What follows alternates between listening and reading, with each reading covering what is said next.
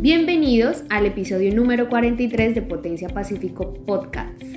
Como lo anticipamos en el episodio anterior, este espacio estará dedicado a un tema que es de gran trascendencia en el país, gobernanza para la paz, y lo desarrollaremos a través de la estrategia de los planes de desarrollo territorial, especialmente en el Pacífico y frontera sur nariñense. Y como siempre, tenemos invitados especiales que nos contarán su perspectiva desde diferentes roles. Así que, Kelly, entiendo que los temas de acuerdo de paz es tu fuerte y lo has desarrollado a través de diferentes investigaciones. Ilústranos un poco para que nuestra audiencia logre contextualizarse y crear su propia narrativa del proceso. Un saludo para nuestra audiencia. Muchísimas gracias, Lady, por esta introducción. Recordemos que en el año 2016 los medios de comunicación, tanto nacionales como internacionales, anunciaban que la firma del acuerdo de paz entre el gobierno colombiano y las FARC marcaban el final de un conflicto armado interno de más de 50 años. Pero esto también supuso grandes desafíos. Dentro de estos, el fortalecimiento del Estado, la superación de violencias directas y estructurales, la construcción de paz con enfoque territorial y étnico, la reparación histórica a territorios que han tenido debilidad institucional y trayectorias de violencia. Y en paralelo a esto nos encontramos el comienzo de una etapa de implementación y diseño de planes, programas y proyectos con el objetivo de llevar a cabo la construcción o materialización de la paz a lo largo del país. Dentro de estos encontramos los programas de desarrollo con enfoque territorial PEDET que tú acabas de señalar, que precisamente buscan priorizar las regiones más afectadas por el conflicto para la implementación de la paz y la provisión de recursos para la misma. A propósito, el acuerdo final reconoció las dificultades estructurales que tiene el Estado para llegar eficientemente a estas zonas y estableció como estrategia la priorización de 170 municipios agrupados en 16 subregiones PD. De allí que podamos señalar que el PD responde a un mecanismo de aproximación a la gobernanza para la paz porque precisamente aspira a que el gobierno no sea el eje central para el desarrollo y la implementación de la paz. Su espíritu radica en generar espacios de participación ciudadana entre todos los actores del territorio con intereses diversos para la concertación de políticas que transformen las necesidades reales y esenciales en los territorios y que conduzcan a la creación de garantías de no repetición. Me llama mucho la atención que podamos abordar en este espacio cómo el PD resulta siendo un escenario para identificar los elementos constitutivos o característicos de la gobernanza de la paz. Recordemos que la gobernanza de la paz no es la simple implementación de planes o soluciones por parte de un equipo de tecnócratas, sino que debe ser entendida como una apertura de espacios donde se es posible recomponer relaciones de manera que la participación haga de cada persona un actor y no un espectador de la construcción de la paz. Si bien estos programas promueven el fortalecimiento de las capacidades de gestión y planeación de las entidades territoriales para crear mecanismos de gobernanza y coordinación entre actores de carácter institucional, públicos y privados en la implementación de la paz, no me resulta tan claro el papel que juegan las entidades territoriales en la ejecución de dichos programas y cómo estos se articulan con los distintos planes de desarrollo municipal para que sean coherentes con las necesidades de los territorios, ya que es precisamente en estos en donde está la génesis de la gobernanza de la paz. Muy interesante ese análisis que haces. La paz la hacemos todos, dice Kelly. Julio, es muy chévere que hoy hablemos de PEDET y pues has sido un seguidor del proceso de su implementación. Adelante, coméntanos acerca de esos aspectos relevantes para conectar los PEDET como un mecanismo para la gobernanza para la paz. El acuerdo final suscrito con el gobierno de Colombia y las FARC destaca la reforma rural integral que busca la transformación del campo, crear condiciones de bienestar para la población rural y de esa manera contribuir a la construcción de una paz estable y duradera. En ese sentido, se buscó priorizar la ejecución de tal reforma sobre aquellos municipios más afectados por el conflicto, la miseria y el abandono por medio de programas de desarrollo con enfoque territorial PEDET como instrumentos de reconciliación en el que todos sus actores trabajan en la construcción del bien supremo de la paz. Entre los principios que sustentan la reforma rural integral está el de participación, que indica que la planeación, la ejecución y el seguimiento a los planes y programas se adelantarán con la activa y efectiva participación de las comunidades, garantía de transparencia unida a la rendición de cuentas, veeduría ciudadana y control social. Además, dentro del punto 124 del acuerdo final, los PEDET tienen una vocación participativa en la que concurren las comunidades, las autoridades de las entidades territoriales y el gobierno nacional. A su vez, el artículo 4 del decreto 893 señala que cada PEDET se instrumentalizará en un plan de acción para la transformación regional, construido de manera participativa, amplia y pluralista en las zonas priorizadas. De otra parte, el artículo 7 del mismo decreto manifiesta que la Agencia de Renovación del Territorio dirigirá la construcción participativa y la respectiva revisión y seguimiento de los planes de acción para la transformación regional de los PEDET. Y para hacer más dinámico este espacio tenemos como invitados al doctor Eugenio Estupiñán Guevara, coordinador de la ART Pacífico y Frontera Nariñense, y nos acompaña también un líder comunitario, Apolinar Granja Martínez. Bienvenidos al espacio. Así las cosas, doctor Eugenio Estupiñán, esta pregunta es para usted. ¿Cuáles son las condiciones que limitan el efectivo desarrollo de los PEDET y qué considera usted que le hace falta al proceso para que éste logre alcanzar su propósito misional? Primero, empezar diciendo pues, de que los PEDET atienden parcialmente el punto 1 de los acuerdos de paz, que hace referencia a la reforma rural integral. Y lo digo parcialmente porque lógicamente la Agencia de Renovación del Territorio encargada de la articulación de la diseño, formulación e implementación de los PEDET no es la única herramienta, está también el tema de tierras y otros elementos que son fundamentales en la reforma.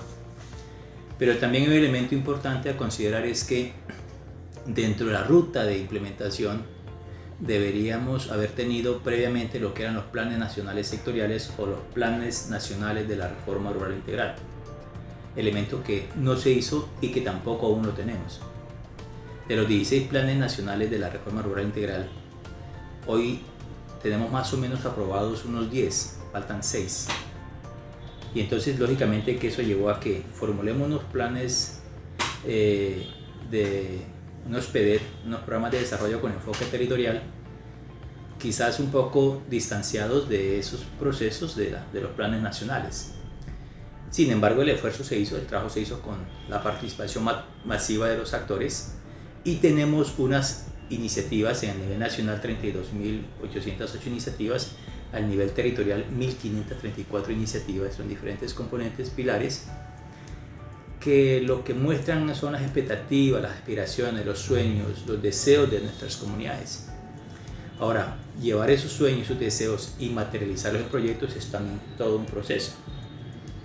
Ese proceso que implica, entre muchas otras cosas, habilitar estas iniciativas a proyectos. Habilitarla quiere decir de que podamos ponerla en modo proyecto, en lenguaje proyecto, que como, cuándo, dónde. Y además de eso, de que tenemos habilitadas proyectos, entonces empezar todo ese proceso de diseño, formulación y gestión de esos proyectos y llevarlos a una fuente de financiamiento. ¿Cuáles son esas fuentes de financiamiento posibles? Las más fuertes, los recursos de regalías a través de asignación paz, pero también son bastante limitados frente a las expectativas que existen. Voy a colocar un ejemplo. Cuando se hizo el primer COMPES 2932, se me escapa quizás el número exacto, hablábamos de nuestro Pacífico y Frontera Nariñense de 6.24 billones de pesos, que tendríamos que ejecutarlo en 10, máximo 15 años. Y lo que pudimos a la fecha tener es más o menos 600 mil millones de pesos ejecutados. Eso nos muestra una gran brecha entre lo que necesitamos y lo que ciertamente se ha podido bajar de recursos. Entonces, cuando empezamos este proceso teníamos casi que 0 proyectos.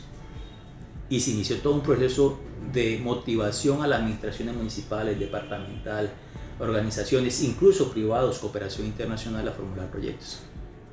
Y tenemos un banco de proyectos muy importante. Hoy tenemos un banco de proyectos que nos cuesta 1.2 billones de pesos, pero no tenemos recursos, solo para la regional Pacífico y frontera nariñense.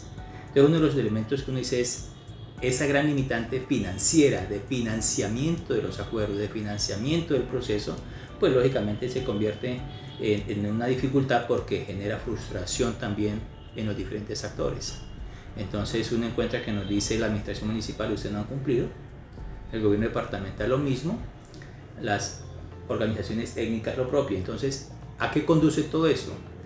Además de esta frustración, a la pérdida de confianza, a la pérdida de credibilidad dentro que son los acuerdos, y eso lógicamente también se convierte en una limitante para la implementación, porque otros actores lo utilizan a su favor diciendo que se incumplió. Y eso les ha permitido a estos otros actores enemigos de la paz, lógicamente, copar territorios. Entonces, la gobernabilidad o la gobernanza del país para llevar la paz a esos territorios se perdió. En buena parte, quizás no en todo, pero en buena parte se ha perdido. Y otros actores lo han copado. Entonces, uno de los elementos que uno encuentra es que, primero, las capacidades institucionales y comunitarias son una limitante que tenemos para la gestión propiamente de los territorios, pero también, lógicamente, el tema de recursos para poder atender las expectativas de nuestras comunidades que plasmaron en sus iniciativas, plasmadas ahora mismo en los proyectos que se han podido formular. Yo diría que son como los dos grandes limitantes que existen y que se requieren poder trabajar muy fuertemente, articulado entre los diferentes actores. Multinivel, importante tener en cuenta de que este es un ejercicio que tiene que estar de la mano el gobierno nacional, y ahí quizás el nuevo gobierno nos permita poder tener, digamos, como ese mayor compromiso con la implementación. Los gobiernos departamentales fundamentales no pueden estar de espalda, más porque el decreto 893 así lo establece. O sea, los decretos de implementación de los acuerdos establece y compromete a los gobernantes territoriales. Más se ve como que si las administraciones territoriales, departamentales, municipales le hicieran un favor a la implementación. No, es un compromiso que existe dentro de los acuerdos y los decretos ley así lo establecen. Igualmente pasa con nuestros municipios. Pero también, lógicamente, hay que vincular mucho más de la mano, más fuerte, a la cooperación, a el sector privado y algo que yo considero una regional como la nuestra, a la academia y los centros de investigación. Y lógicamente nuestras comunidades no pueden ser unos objetos pasivos, receptores de la implementación, sino unos sujetos activos en el proceso de implementación. Sí, tenemos que hacer un cambio cultural también allí, de ver que nosotros somos parte de la solución y no simplemente unos objetos que tenemos que percibir los aportes, los beneficios de la paz, sino es ser constructores también de paz y dentro de nuestras capacidades, con lo que se tiene, tener un propósito muy colectivo, muy de la mano con los demás actores en ese propósito general que es la búsqueda de la construcción de paz territorial. Gracias, doctor Eugenio. ¿Cuáles considera usted que han sido esas estrategias claves o positivas que se han rescatado y que tenemos hasta la fecha? El proceso de implementación armó, por ejemplo, creó lo que son el OCAPAZ. Ese es una estrategia buena, pero con insuficientes recursos. O sea, la bolsa de recursos disponibles es insuficiente para la demanda y las necesidades que tienen estos 170 municipios del país. Son muy grandes las expectativas. Voy a colocar un ejemplo. Si nosotros tendríamos los proyectos estratégicos del territorio pacífico y frontera nariñense, como la vía Junín-Barbacoa-Aspayán, o la vía kilómetro 85 de la vía Tumaco-Pasto hacia San José, o la vía Iscuandehuapi, o la vía Charco-Tola. Esas vías, más a los aeródromos del Charco o el aeródromo de Payán o Barbacoa, etc., eso solo requeriría un valor importante, superior a lo que hemos invertido en estos primeros 5 años. Entonces, necesitamos indiscutiblemente una estrategia como el tema de OCAPAZ, que fue muy importante, pero con mucho más recursos, mucho más robusto. La estrategia de que se buscó a través de la herramienta de obras por impuestos también es importante, pero también hay que hacerla más ambiciosa, diría yo. Inicialmente se planteó de un CONFIS de 500 millones de pesos anuales Y bueno, ¿y por qué no poderlo aumentar a 2 billones de pesos, por ejemplo, anuales, que permita poder atender de una forma más robusta las necesidades de los proyectos? Poder tener una línea de crédito o una línea de recursos no ordinaria que permite el financiamiento. Por ejemplo, ¿por qué no tener créditos internacionales para la paz, para implementar los acuerdos? Entonces hay una serie de acciones que ciertamente han podido servir como OCAPAZ, como la herramienta de obras por impuestos, la cooperación con quienes hemos hecho unos acuerdos que llamaban CLIP por los PEDET, o sea, la alineación de la cooperación hacia la implementación de los PEDET, unos programas más comprometidos que otros que tenemos que reconocer que han sido positivos. La articulación que se ha hecho entre las administraciones municipales que le han jugado a la paz con la adopción, por ejemplo, de los pactos municipales y plasmados o articulados a los planes de desarrollo que hoy tenemos. No solamente los municipios, sino también de los departamentos. Digamos que hay una serie de estrategias entre las 4 que acabo de mencionar que son bastante positivas, pero que tendríamos que robustecerlas indiscutiblemente hacia el futuro para tener un mayor impacto dentro de la implementación. Vale, y en el Pacífico y frontera nariñense, en promedio, ¿cuántos fueron los proyectos proyectados? Nosotros tenemos 1.534 iniciativas, 1.433 son de carácter municipal y 101 son de carácter subregional. Y en esas iniciativas usted encuentra iniciativas que con un solo proyecto pueden ser atendidas, otras que requieren de muchos proyectos para ser atendidas y otras que son reiterativas, recurrentes se llaman, que todos los años hay que atenderlas. Entonces la cuantificación del número total de proyectos es casi que imposible. Voy a colocar un ejemplo por qué. Mejoramiento de los establecimientos educativos rurales de los municipios del Pacífico y frontera nariñense. Pues atenderlos todos requiere mucho tiempo. ¿Cuántos proyectos necesitaremos para ello? No sabremos. Igual en el tema de salud. En el tema, por ejemplo, de lo que tiene que ver el escalamiento de la cadena de valor del cacao o del coco, de lo que es una apuesta productiva hoy hacia cadena de valor. Eso implica todo un proceso, incluso más allá de los 15 años que tienen de vida los PEDET.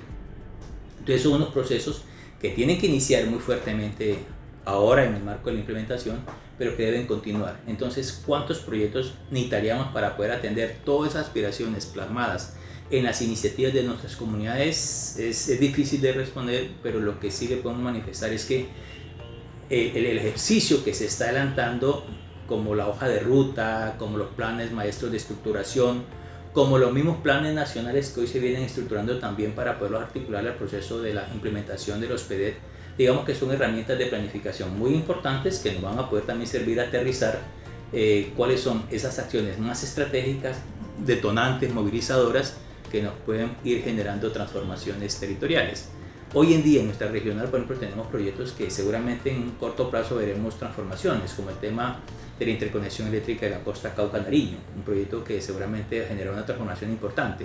Pero eso tendrá que venir acompañado, por ejemplo, de un tema de vías. Hoy se está terminando Barbacoas, pero seguramente se requerirá que llegamos de Barbacoas a Payán, o que se ponga en servicio la que se terminó recientemente hacia el Ecuador. Entonces, solo para el caso de Tumaco más propiamente y Barbacoas, pero hay otras vías que realmente requerirán que podamos poner al servicio y optimizar los aeródromos en el Charco y en la zona Telembí. Entonces, hay unos proyectos que seguramente van a ser detonantes movilizadores para poder hacer transformación, pero que hoy en día indiscutiblemente requieren, repito, como lo planteamos en la primera oportunidad, de recursos para poderlos desarrollar. Muchísimas gracias, doctor Eugenio.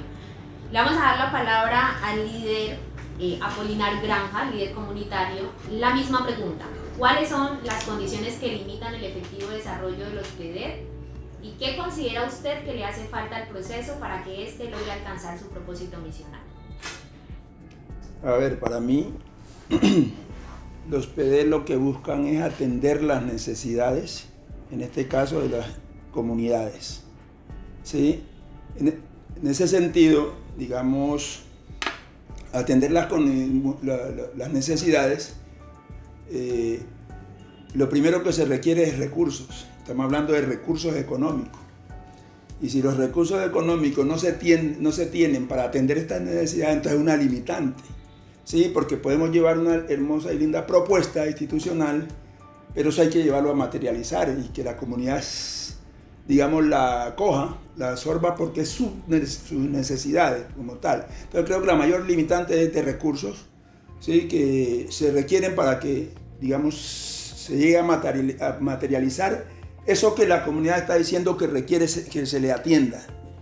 Ese sería, digamos, en este caso. ¿Y qué hace que lo limita? Pues yo creo que debe haber una disponibilidad, primero que todo una gran disponibilidad del gobierno central, ¿sí? Garantizarle al gobierno central, porque de ahí dependen, yo digo, el departamental y el municipal. Si no hay una articulación, también van a haber muchas limitaciones, porque para atender hoy en día cualquier necesidad de las comunidades se requiere una buena suma de dinero, ¿sí?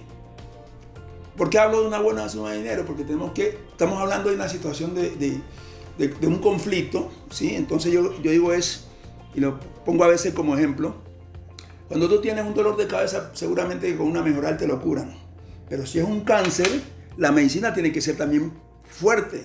¿Eso qué quiere decir? Hoy en día, para atender el problema y que hacer que el problema del conflicto tenga un cambio, se requiere también que esa medicina también sea fuerte, que la comunidad la pueda sentir, o sea, que genere impacto lo que a mí me están proponiendo para yo cambiar, ¿sí?, y contribuir a eso que necesariamente hay que contribuir. Entonces, son situaciones, digamos, que no se desligan lo económico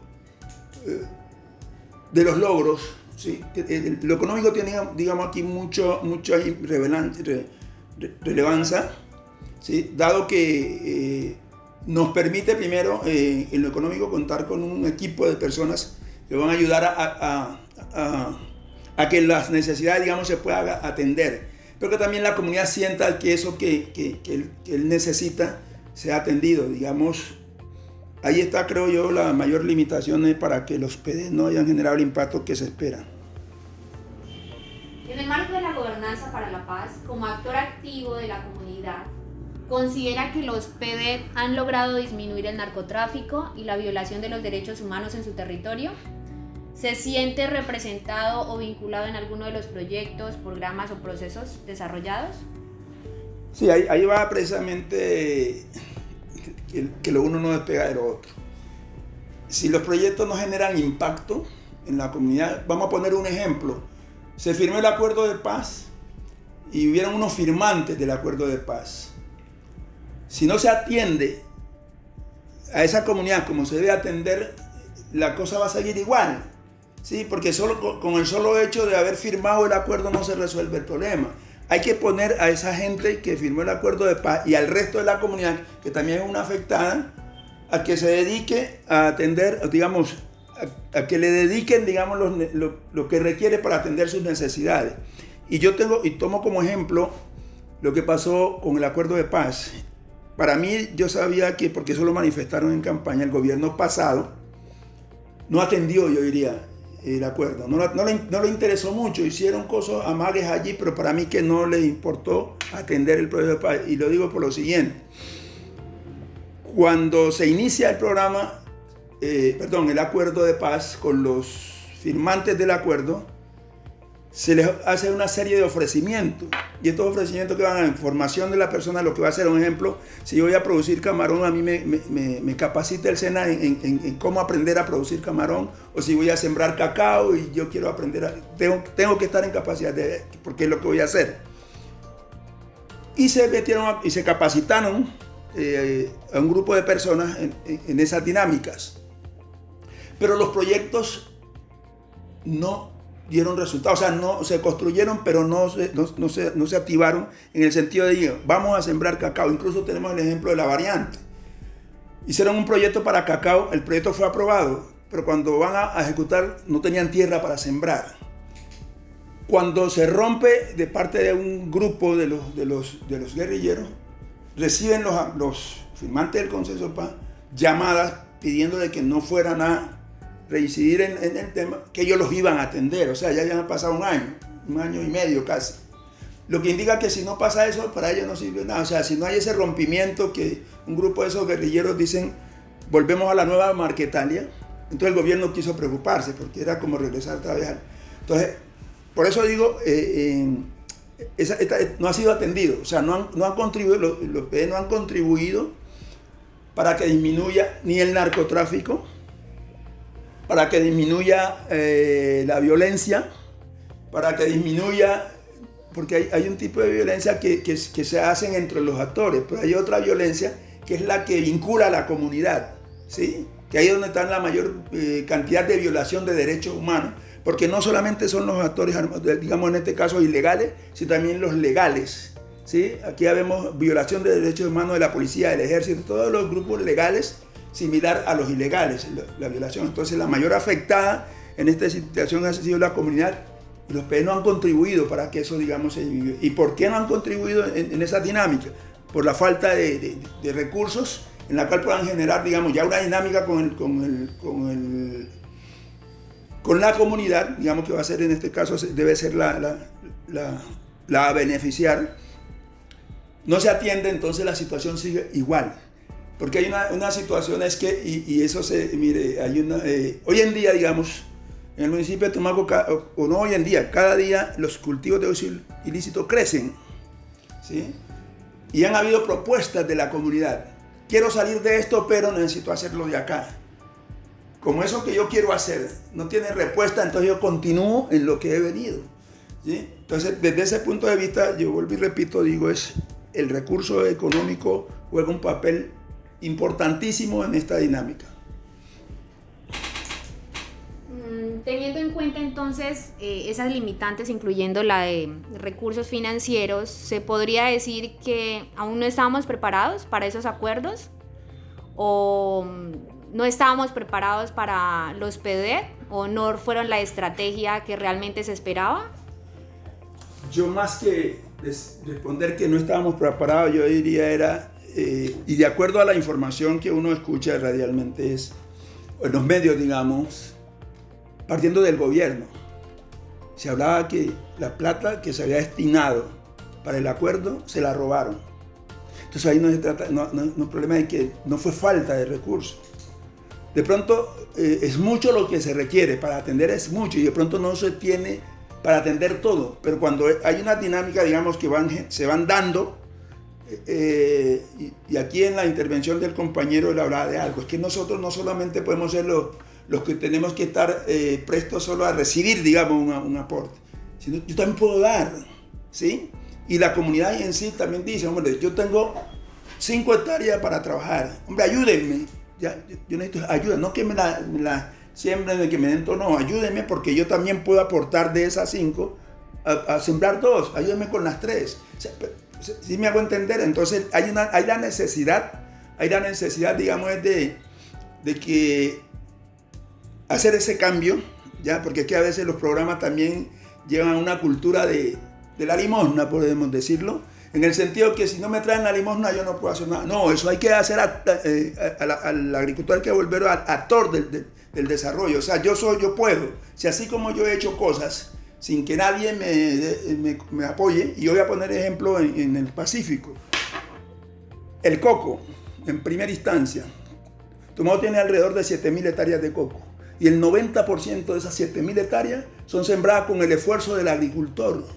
Digamos que un 10% de pronto de una opción de crédito o a un apoyo institucional, digamos, con la ONG cuando traen algún programa. Pero el 90% son, entonces, si ese agricultor ha podido hacer eso, con un apoyo, lógicamente, pero ese apoyo hay que hacerlo desde que él sienta de que eso que le están ofreciendo es para, digamos, el mejoramiento de su situación de vida. El cacao, otro ejemplo. La gran mayoría de los cacauteros en Tumaco se hicieron solos, ¿sí? En algunas ocasiones un porcentaje un poquito mayor ha tenido opción para crédito. Porque una cosa es tener la opción del crédito y otra cosa es que yo me apropie del crédito. Y muchas veces en Tumaco, digamos, el tema de crédito en lo productivo no da buenos resultados porque hay demasiada tramitología que al agricultor le termina costando mucho acceder a un crédito. Entonces, no es que la gente no quiera o que vea que no le puede servir un crédito, pero si se hace una actividad, digamos, donde se habilitan dinámicas en las que yo no tenga que gastarme 6 meses para que me aprueben un crédito, porque si vivo en la zona rural, mi desplazamiento a Tumaco es demasiado costoso y cada 15 días, cada 20 días, tengo que estar viniendo a ver qué trámite hago hoy porque hoy no me pudieron atender, entonces tengo que volver a hacer lo mismo que me iban a atender cuando vine en el primer viaje. Entonces se vuelve demasiado costoso para el productor y no es una alternativa. De la manera como se está trabajando el crédito no es una alternativa. Todo hay que generar ciertos convenios en la cual se le facilite, a través de las organizaciones se le facilite para que el agricultor en 1 o 2 visitas pueda, digamos, que lo puedan atender para, digamos, garantizarle o no un crédito. Muchísimas gracias, Apolinar. Doctor Eugenio, ¿tiene alguna intervención? Sí, si me lo permite. Empezaría por las últimas preguntas frente a si estamos preparados o no para la paz. La paz es un derecho y un deber. Y yo creo que cualquier territorio siempre y en cualquier momento debe estar preparado para la paz. La forma es cómo abordamos el proceso de construcción de paz y generamos gobernanza para la paz. El Pacífico colombiano y más propiamente nuestro Pacífico y frontera nariñense por más de 400 años ha sido objeto del desarrollo, no sujeto de su desarrollo. Y a veces pretendemos hacer transformaciones cortoplacistas. Entonces llevamos 5 años de los acuerdos, de la implementación de los acuerdos y ya queremos ver una gran transformación. Pero además de eso, una implementación de acuerdos que, como lo dice Apolinar, sin los recursos suficientes, sin inyección de elementos y dinámicas suficientes, en fin, entonces, hombre, eso también nos debe ubicar y aterrizar frente a cómo hemos iniciado el proceso de implementación de los acuerdos. Entonces, es importante tener en cuenta de que generar un escenario para la paz implica trabajar muy de la mano con todos los actores del territorio, con todos, tanto incluso los que están fuera de su territorio, que inciden en el mismo, y lógicamente poder en ese sentido buscar como esos elementos comunes, como esos factores fundamentales que nos pueden sumar esfuerzos para la construcción de esa paz territorial y generar esa gobernanza de paz territorial. En un territorio como el nuestro, donde está permeado por los cultivos de uso ilícito y por las organizaciones de narcotráfico, tenemos muchas administraciones municipales que no gobiernan su territorio. No lo pueden hacer, no porque no quieran, no porque ellos se distancien, sino porque no pueden físicamente, por temor incluso a su muerte, a su integridad física y el de sus familias. Entonces, ahí hay unos factores y elementos que uno tiene que revisar y considerar. Hubo errores absolutos. Siempre se dijo, si vamos a hacer un proceso de acuerdo de paz y uno de los actores se va a retirar del territorio, ese territorio tiene que ser copado por el Estado. Pero no lo hizo. Y entonces terminó siendo copado por otros actores. Cuando llegaron ya era tarde. Entonces, a una confrontación.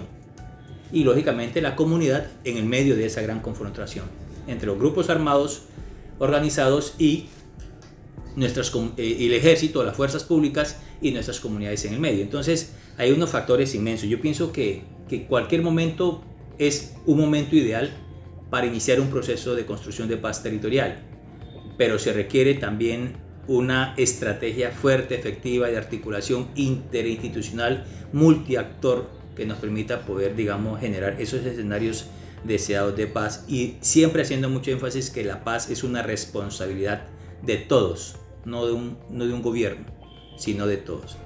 En torno a la otra pregunta de si los PEDET han podido impactar en el problema de la droga, reducción de los cultivos de uso ilícito y el narcotráfico. Importante tener en cuenta que los PEDET responden especialmente al punto 1 de los acuerdos de paz de la reforma rural integral, y el tema de la droga responde al punto 4 de los acuerdos de paz, que tiene la solución al problema de las drogas, que se encuentran sí en su pilar 6, que tiene que ver con reactivación económica y producción agropecuaria. Y en ese ejercicio, por ejemplo, si me lo permiten tomar el ejemplo de lo que fue el Pacífico y frontera nariñense, y más propiamente con el municipio de Tumaco. Para el Pacífico y frontera nariñense trabajamos entre todos los actores, muchos actores, participaron un número muy importante de personas de todos los municipios, construyendo lo que es el Plan Maestro para la Reactivación Económica, Productiva y Ambiental del Pacífico y frontera nariñense. A través de ese ejercicio se tienen unos comités técnicos sectoriales para cada una de las apuestas productivas, tenemos una comisión subregional para la competitividad articulada a la comisión regional y se están trabajando lo que son unas alianzas público-privadas para el desarrollo en algunas de esas apuestas. Está la de cacao, está la de yuca, se está trabajando la de camarón, coco tiene una federación a través de la cual, digamos, hay una dinámica de liderazgo. La palma tiene también una dinámica a través de la federación. En fin, entonces lo que considero es que escalar esas apuestas productivas hacia cadenas de valor es un elemento fundamental para poder contrarrestar los cultivos de uso ilícito. La sustitución no es que saque esta mata de coco y siembre una de cacao. Eso no es la sustitución. Transformar el territorio, hacer una reconversión económica productiva va mucho más allá que quitar un árbol de coca y poner uno de cacao. Va mucho más allá y es como escalamos esas apuestas productivas de territorio hacia cadenas de valor, y eso implica procesos inmensos que pasan por todos los eslabones. Pasa por el eslabón de producción y que lógicamente nos toca incluso partir de la producción de materiales vegetales que sean hoy tolerantes a las plagas y enfermedades que tienen el cocotero, para colocar por ejemplo el coco. Pero igualmente para la palma, igualmente para el camarón, igualmente para el cacao, en fin. Hacer trabajos de transformación. Nosotros no podemos seguir históricamente vendiendo granos o coco que lo llevamos hasta Bogotá con agua, con estopa, con concha, con todo. Tenemos que hacer transformación local que nos permita poder lógicamente inyectarle valor, generar más empleo e incluso estabilizar precios, que es otro de los errores o las dificultades que históricamente se tienen, esos grandes vaivenes de precios. Tenemos que garantizar el acceso a esos mercados de esos productos que vamos a sacar. Yo no puedo estar pensando en que si tengo un coco, hoy a quién se lo voy a vender y que entonces algún comprador me diga lo compro al precio que le da la gana, porque no tenemos unas garantías de absorción de esas producciones, de esas cosechas. Entonces tenemos que hacer unos acuerdos comerciales que incluso motiven, dinamicen el proceso de reconversión económica productiva, y así para todas las apuestas de valor. Entonces, estos son procesos de largo aliento, estos no son procesos de 5 años ni 10 años, va mucho más allá en este ejercicio de transformación, y yo creo que ahí hay como un elemento importante que tengamos que tener en cuenta. El tema del problema de los cultivos de uso ilícito como la coca y el tema del narcotráfico no es algo que nosotros consideramos se va a cambiar en tan corto plazo. Es de muy largo plazo. Ha ganado mucho esfuerzo, digamos mucho campo. Pero si generamos también procesos paralelos con una propuesta de gobernanza que nosotros llamamos la cuádruple hélice, donde están lógicamente los gobiernos, están lógicamente las academias y los centros de investigación, están las instituciones y está la sociedad civil, ¿cierto? Entonces allí si hay unos ejercicios muy ordenados, muy organizados, muy comprometidos por parte de estos actores, pues seguramente podremos adelante, pero como también se decía anteriormente, todo esto requiere de recursos. Sin ello es imposible poderlo movilizar. Bueno, agradecemos por el tiempo al doctor Eugenio Estupiñán, coordinador ART Pacífico y Frontera Nariñense, líder comunitario reconocido en el territorio, Apolinar Granja Martínez. Muchísimas gracias y esperamos tenerlos pronto en nuestro nuevo podcast en la próxima sesión. Yolis Yela, ¿tienes algún comentario? Nuestros invitados sin duda alguna han estado muy involucrados y comprometidos en este proceso. Considero que fueron muy claras sus apreciaciones de lo que se ha realizado y lo que hace falta para cumplir con los objetivos. Después de escuchar a nuestros invitados, podemos tener 2 niveles de análisis. 1, el proceso de construcción de los PDED, y 2, el proceso de implementación de los PDED. Cuando escuchamos al director regional de ART, podemos identificar fácilmente que el proceso de construcción de los PDED se dio a través de un ejercicio de gobernanza colaborativa o un ejercicio de gobernanza desde las comunidades. Evidentemente la participación comunitaria fue clave, evidentemente la participación de las instituciones también fue súper importante, y de allí salió un documento marco de acción que permitió efectivamente rotular las iniciativas o los sueños que tenían las comunidades de lo que para ellos era la construcción de paz. Y evidentemente eso es la construcción de los PDED. Sin embargo, cuando escuchamos a nuestro invitado 2, que es más de parte comunitario, Pues evidentemente nos centramos en la implementación de los PDED y allí existe un cambio del entendimiento de la gobernanza, dado que estamos basados en un gobierno central que tiene múltiples procesos, múltiples dinámicas para poder jalonar los recursos. Así las cosas, es súper importante tener en cuenta que existen 4 elementos necesarios para que se dé la gobernanza y se reflexione alrededor de ella. Y esos 4 elementos es 1, que es importante simplificar los modelos y prácticas, reduciendo la complejidad de los asuntos o de los procesos. Y los procesos a nivel de Estado son súper lentos, lo cual no ha dejado que las iniciativas se implementen de manera exitosa dentro de los territorios de Pacífico Nariñense. 2, es necesario desarrollar un proceso de aprendizaje alrededor de las capacidades de las comunidades. Y decir aprendizajes, pues, ¿cómo aprenden si no están involucrados en la implementación? El Estado está saturado queriendo realizar iniciativas junto con los programas de cooperación, con sus instituciones aliadas, pero no tienen en cuenta las comunidades. Entonces es imposible que ellos puedan desarrollar sus capacidades. 3, es importante crear un método que fortalezca las acciones sociales, es decir, crear redes de apoyo. No se pueden crear redes de apoyo en algo que yo no participo, por tanto las comunidades no pueden desarrollar tales dinámicas. Y por último y el 4 punto, que es necesario establecer una visión de mundo que facilite la acción individual y un sistema de metagobernanza.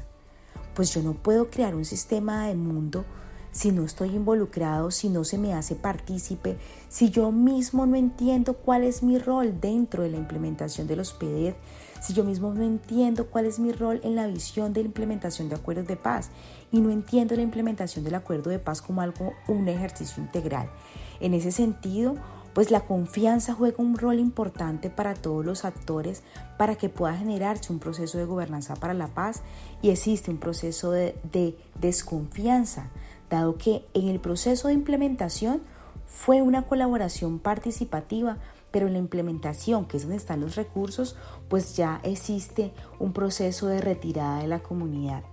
Muy bien, equipo, y antes de finalizar con este espacio, ¿qué consideraciones o reflexiones desean dejar sobre la mesa? Como lo señalaba al inicio, tanto las comunidades como el mundo entero vieron con gran esperanza y expectativa la firma de este acuerdo. Entonces, una vez más, la gobernanza de la paz no solo es la ausencia de conflictos, es dinamizar y gestionar las diferencias y tener la capacidad de escuchar, reconocer, respetar y apreciar a los demás.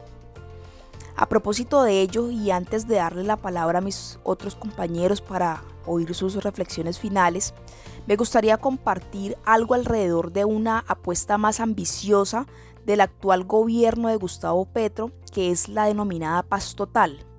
Un concepto surgido en su campaña electoral, pero que hoy ya tiene un rostro a través de la Ley 2272 del 2022 de orden público, bajo la cual se busca dialogar con todos los grupos armados que operan en el país.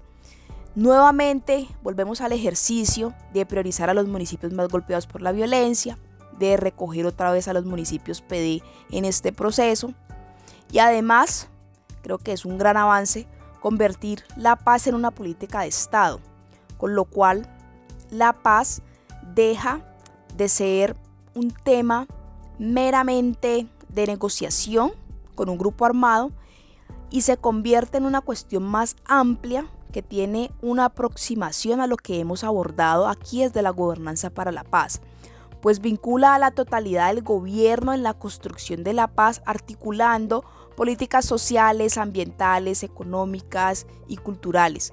Ahora bien, tampoco todo es color de rosa, por supuesto. Creo que la gobernanza de la paz en clave de la paz total implica un cambio de paradigma en el abordaje de la construcción de paz por parte del Estado. Esto supone una institucionalidad más fuerte, articulada, que hoy no existe.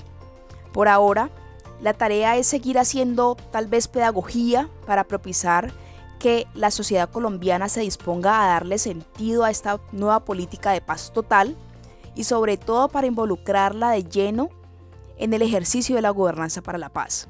Yo quisiera terminar este espacio hablando sobre algunos desafíos que tendría muy seguramente este nuevo gobierno. Y uno de los principales desafíos es que el acuerdo de paz debe ser un ejercicio de implementación integral. Es decir, no debe pensarse solo desde el PDED, debe pensarse de una función integral para que vaya mucho más allá. El PDED es una ruta, es un medio, pero no es el fin último. El objetivo del acuerdo de paz debe ser la no repetición del conflicto. Más allá de cualquier cosa, sé que los PDED son una ruta, pero la no repetición del conflicto entrecruza todas las dinámicas del PDED.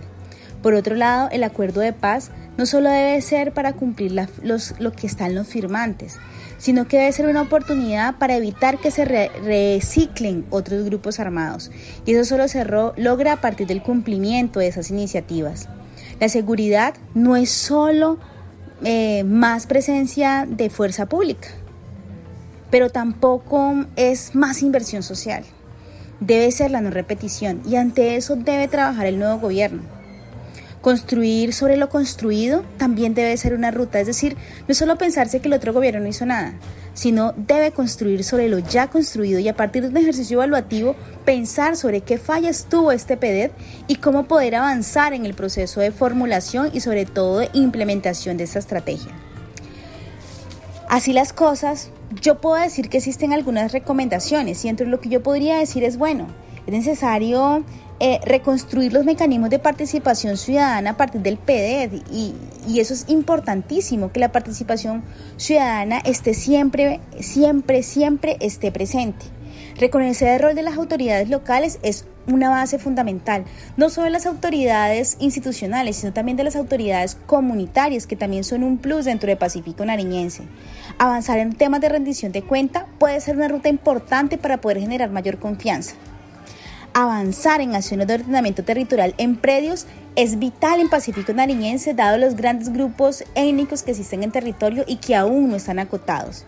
El PDED no es solo obras de infraestructura, el PDED es mucho más que eso.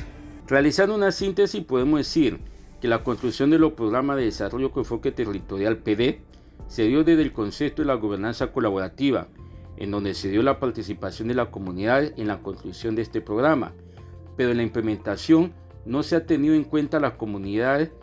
Esto ha sido la falla de los PDED en los 170 municipios. Y esto no ha logrado la gobernanza para la paz en los territorios. También podemos decir que para lograr la gobernanza de la paz existen 4 fundamentos o 4 pilares que son fundamentales. Número 1, simplificar los modelos y prácticas de los procesos que se llevan a cabo en las instituciones o entidades. Esto permitirá agilizar cada uno de los procesos de las entidades y permitirá llevar mejores beneficios a la comunidad de manera oportuna. Segundo, desarrollar procesos de aprendizaje en donde se desarrolle la capacidad del individuo y quede capacidad instalada en el territorio. Tercero, diseñar un método que fortalezca las acciones sociales, es decir, tener esos stakeholders en la cual se encargue de poder llevar alianzas en beneficio de la comunidad. Cuarto, visión de mundo que facilite la acción individual en un sistema de metagobernanza. Esto implica involucrar a las comunidades para que ellos entiendan y tengan una visión más amplia en los procesos. De acuerdo a lo mencionado por los invitados de la Agencia de Renovación Territorial de Pacífico y Frontera y el líder comunitario del municipio de Tumaco, Nariño, podemos decir que los elementos principales para lograr la gobernanza de paz en los territorios son: número 1, articulación con todos los actores, incluido la academia, en donde la comunidad sea actor activo del desarrollo. Número 2, la gobernanza para la paz requiere una estrategia fuerte institucional, con la participación de la comunidad, partiendo de la premisa que la paz no es solo un compromiso de una institución, la paz es compromiso de todos. Tercero, la gobernanza para la paz se logra con inversiones fuertes en las comunidades. Por lo tanto, todo instrumento o política pública que se implementen en beneficio de las comunidades debe tener garantizada la financiación.